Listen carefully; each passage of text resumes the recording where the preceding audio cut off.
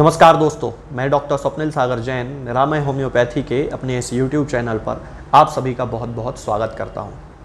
दोस्तों, आज मैं आपसे बात करने वाला हूं एक ऐसी मेडिसिन के बारे में जिसके बारे में आयुर्वेद में कहा जाता है कि ये हमारे लिए एक अमृत है। और उसको अमृत कहने का जो कारण है वो ये है कि हजारों सालों से इसका उपयोग हमारे शरीर को स्वस्थ बनाए रखने में किया जा रहा है। तरह तरह की बीमारियों से लड़ने में ये हमारी मदद करती है। बहुत सारी बीमारियों के लिए ये एक ऐसी मेडिसिन है जो अकेले ही उन बीमारियों को ठीक करने की क्षमता रखती है। और इसी के कारण जो पुराने लोग होते थे वो अपने शरीर को पूरी तरह स्वस्थ रख पाते थे। और ये जो मेडिसिन होती है ये शरीर के हर ऑर्गन से संबंधित, हर फंक्शन से संबंधित बीमारी को ठीक करने की इसके अंदर पावर होती है। इसीलिए इसको अमृत कहा गया है आयुर्वेद में। होम्योपैथिक मेडिसिनल सिस्टम में इसका जो नाम है वो है टीनोस्पोरा कॉर्डिफोलिया और हिंदी में इसे गिलोय या गुडूची कहा जाता है। तो आज मैं गिलोय के बारे में आपसे बात करूंगा कि आखिर ये जो गिलोय है वो किस तरह से हमारी हेल्प करती है और इसके क्या क्या बेनिफिट्स हैं।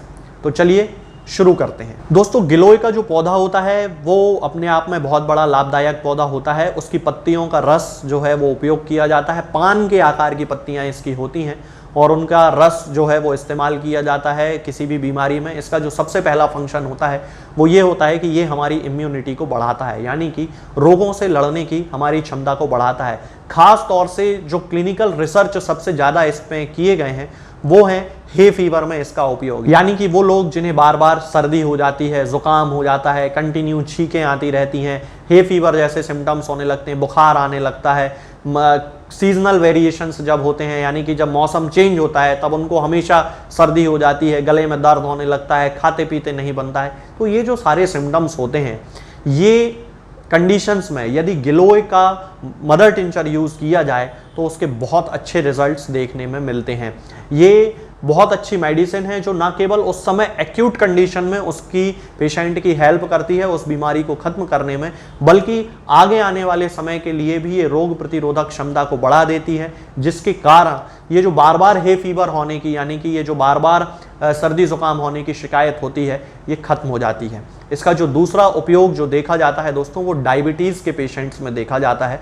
गिलोय के अंदर एक जो इसका खास इफेक्ट है वो ये है कि इसमें हाइपोग्लाइसेमिक इफेक्ट पाए जाते हैं, यानी कि ये आपके ब्लड शुगर के लेवल को कम कर देती है, जिससे कि जिन लोगों को टाइप 2 डायबिटीज़ की प्रॉब्लम होती है उन लोगों को अपने शुगर लेवल को कंट्रोल करने में बहुत ही ज़्यादा हेल्प मिलती है। इसके साथ साथ ही जिन लोगों को लिपिड बढ़ने की प्रॉब्लम होती है, ऐसे बहुत सारे लोग आपने देखे होंगे जिन लोगों को कि उनका जो जब वो लिपिड प्रोफाइल कराते हैं तो कभी उनका ट्राइग्लिसराइड ज़्यादा निकलता है, कभी कोलेस्ट्रॉल ज़्यादा निकलता है, HDL, LDL, VLDL इनमें से कुछ ना कुछ ज़्यादा निकलता ही है।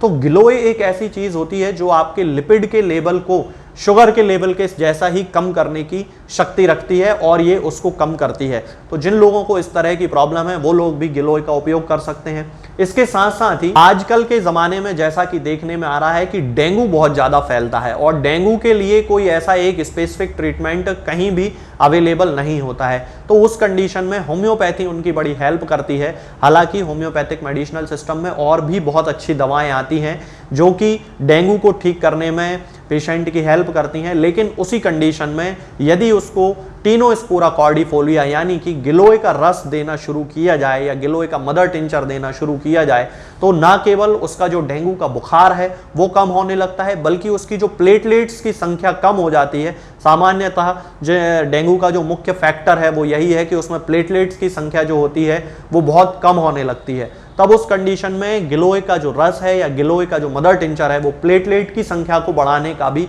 काम करता है। तो डेंगू के लिए एक बहुत अच्छी मेडिसिन ये मानी जाती है। इसके अलावा गिलोय का उपयोग मस्तिष्क के टॉनिक के रूप में भी किया जाता है।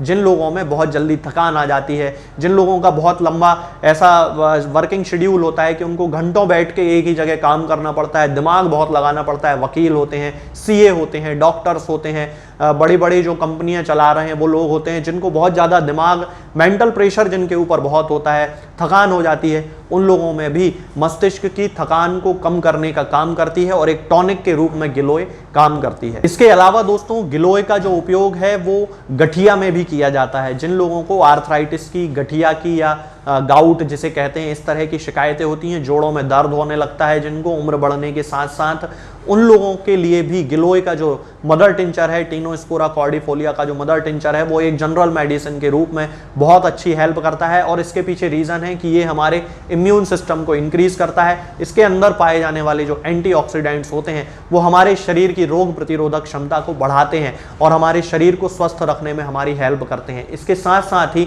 जिन लोगों को अस्थमा की शिकायत होती है उन लोगों के लिए भी गिलोय का जो रस है वो बहुत ज़्यादा फायदेमंद होता है। गिलोय का जो मदर टिंचर है वो बहुत ज़्यादा फायदा करता है। अस्थमा के जो मेन सिम्टम्स जैसे छाती में जकड़न होना, बहुत ज़्यादा खांसी चलना, बहुत ज़्यादा कफ निकलना, ये जो सारे सिम्टम्स होते हैं इन सबको ओवरकम करने में, यानी कि इन सब में कमी लाने में गिलोय का जो रस होता है या गिलोय का जो मदर टिंचर जिसे टिनोस्पोरा कॉर्डिफोलिया कहा जाता है वो बहुत ही ज़्यादा हेल्प करता है। गिलोय के रस का इस्तेमाल त्वचा को जवान बनाए रखने के लिए भी किया जाता है। चूंकि इसमें एंटीऑक्सीडेंट्स भरपूर होते हैं तो ये हमारे शरीर को, आपने अगर मेरे पहले वीडियोस देखे हों तो उनमें भी मैं बताता हूं कि जो एंटीऑक्सीडेंट वाले पदार्थ होते हैं ये हमारे शरीर को युवा बनाए रखने में हमारी हेल्प करते हैं। तो जिन लोगों की त्वचा में झुर्रियाँ पड़ गई हैं, जिनको बड़े मुहासे ज़्यादा होते हैं, जिनके शरीर की इम्यूनिटी बहुत कम है, उन सभी कंडीशंस में ओवरऑल गिलोय का जो रस है या गिलोय का जो मदर टिंचर है वो बहुत ज़्यादा हेल्प करता है। तो दोस्तों, जैसा कि अभी मैंने इस वीडियो में आपको बताया कि इतनी सारी कंडीशंस में गिलोय के रस का, गिलोय के मदर टिंचर का इस्तेमाल किया जाता है, तो इस तरह की यूजेस के कारण ही गिलोय को पुराने समय से अमृत कहा जाता रहा है। एक रसायन के रूप में इसका इस्तेमाल किया जाता रहा है। यदि हम इसके डोज की बात करते हैं तो इसका जो डोज है दोस्तों वो है 15-15 बूंद दिन में 3 बार, आधे कप या 1 कप पानी में मिलाकर कुछ लंबे समय तक, यानी कंटिन्यू 1 महीने 2 महीने इसका इस्तेमाल करना चाहिए। तो ये ओवरऑल बहुत अच्छा हमारी बॉडी पे काम करता है, रोगों से लड़ने में हमारी बहुत हेल्प करता है। और ख़ास तौर से जिन लोगों को डायबिटीज़ की शिकायत है, अस्थमा की शिकायत है, जो लोग बार बार सर्दी जुकाम से पीड़ित होते रहते हैं, जिन लोगों को बहुत ज़्यादा मानसिक तनाव है, चिंता है, उन कंडीशंस में तो गिलोय के मदर टिंचर का, यानी कि टिनोस्पोरा कॉर्डिफोलिया के मदर टिंचर का इस्तेमाल तो करना ही चाहिए। तो आज के इस वीडियो में दोस्तों फिलहाल इतना ही। आगे के वीडियोज़ में हम बात करेंगे कुछ नई बीमारियों के बारे में और उनकी होम्योपैथिक दवाओं के बारे में। तब तक के लिए जय हिंद, जय भारत। दोस्तों, होम्योपैथिक दवाओं को खाने का सबसे अच्छा तरीका होता है कि हम हमेशा खाली पेट इन दवाओं को खाएं। जिन दवाओं को दिन में केवल 1 बार खाना है उन्हें सुबह खाली पेट खा लेना चाहिए। मुंह में अच्छे से कुल्ला करके, गार्गल्स करके मुंह को साफ कर लेना चाहिए और उसके बाद हमें होम्योपैथिक दवाई खा लेना चाहिए। जिन दवाओं को दिन में 2 बार या 3 बार या 4 बार खाना होता है, उन दवाओं को खाली पेट खाने का मतलब होता है कि हम उन दवाओं को खाने के लगभग आधे घंटे पहले या फिर 2 से ढाई घंटे बाद ही खाएं।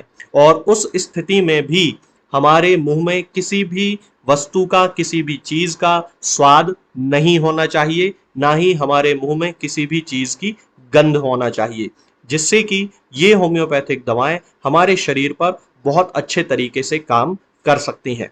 तो हमें हमेशा ये ध्यान रखना है कि जब भी हम होम्योपैथिक दवा खाएं, हमेशा खाली पेट खाएं और हमारे मुंह में किसी भी चीज का स्वाद या किसी भी चीज की स्मेल ना हो। अब बहुत सारे लोग ये सोचते हैं कि हम कच्चा प्याज खा सकते हैं या अदरक खा सकते हैं या हींग खा सकते हैं या इलायची खा सकते हैं या नहीं।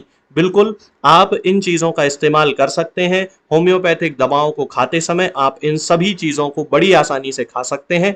बस याद ये रखना है कि जब भी आप होम्योपैथिक दवा खाएं, इनमें से किसी भी वस्तु का, किसी भी चीज़ का स्वाद आपके मुंह में ना हो। यानी कि जब भी आप इन्हें खाएं तो इनके खाने से या तो आधे घंटे पहले होम्योपैथिक दवा खा लें या फिर इन्हें खाने के 2-2.5 घंटे बाद, जब कि आपने मुंह में अच्छे से कुल्ला कर लिया हो, अच्छे से गार्गल्स कर लिए हो, तब इन होम्योपैथिक दवाओं को खाएं। तो आपको हमेशा होम्योपैथी के सबसे अच्छे रिजल्ट देखने को मिलेंगे। लोग गलती यही कर देते हैं कि वो प्याज खाना छोड़ देते हैं, कच्चा प्याज, लहसुन, अदरक, हींग सब खाना छोड़ देते हैं, लेकिन फिर भी उनको मुंह में सफाई ना होने के कारण होम्योपैथिक दवाओं का अच्छा रिजल्ट देखने को नहीं मिलता है। ये होम्योपैथिक दवाएं आपको किसी भी ऑनलाइन फार्मेसी पर या आपके घर के नजदीक किसी भी होम्योपैथिक मेडिकल स्टोर पर बड़ी ही आसानी से उपलब्ध हो जाएंगी। ये दवाएं हर होम्योपैथिक फार्मेसी पे उपलब्ध होती हैं,